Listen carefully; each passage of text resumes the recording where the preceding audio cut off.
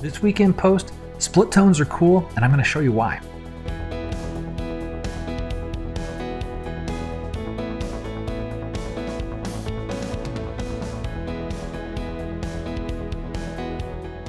Hey everyone, I'm Scott Davenport. Welcome to In Post. Thanks for joining me today. Diving straight into our topic, split tone filters. These are filters I like to use as a finishing touch, and it's funny, I have this weird relationship with the split tones. I'll forget about them for a couple of months, and then I'll remember them and start using them and realize how cool they really are and how they can really transform a photo.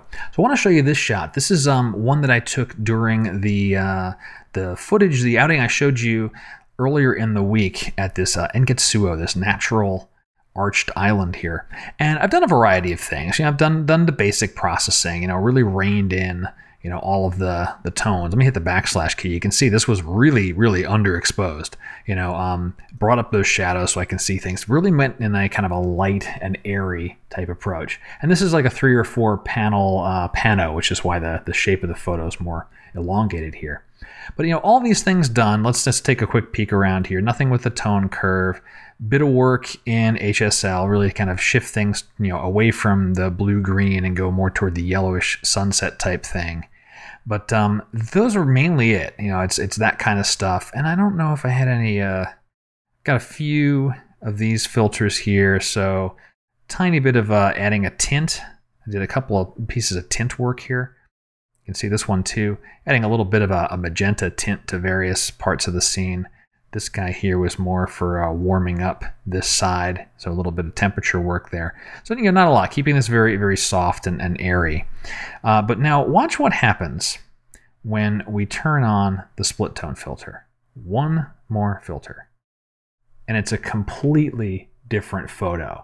It's got a feeling that there is, a nice glowing sunset going on. It starts to play around with some of the tones in the sky. There's, more almost purplish hues here. You've got this, orangey amber, almost like a rust colored going on here. It's a nice, almost golden light that's on the island itself, and all of that from just one filter. No split tone, split tone, and it doesn't take a lot. These tones are actually really darn similar.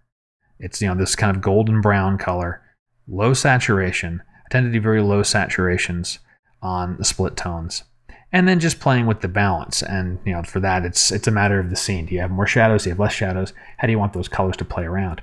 But it's an incredibly useful filter, really easy to use, and it can dramatically change your photo. And that's the tip of the week: the split tone filter. Whether you got Lightroom, you got ON1, you got Luminar, I'm sure Capture One's got something. Other, Affinity Pro's probably got something too. Split tones are around. It's in an older type of filter. They've been around for a long time, and they are still really, really cool to use. So check out split tones if you haven't already. And that'll do it for this week's In Post. Short and sweet, but I hope it was good for you. And if it was, let me know somehow. You can leave comments on the video below. You got questions about photography, let me know what's on your mind photographically. Contact me through my website. Always love getting questions, and I can guarantee that it's helping, I think, both of us with our photography. Hopefully you get an answer that you can use and apply to your photos, and I'm going to be thinking about my photography as you ask your questions. It's going to make me stop and think about how I do things, and I'm going to get better too. That's the whole point. We get better together.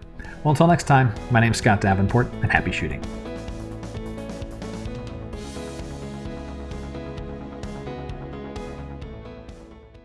Comments on the web. Comments on the web. Yeah, put comments on the web. Web everywhere. Web it up.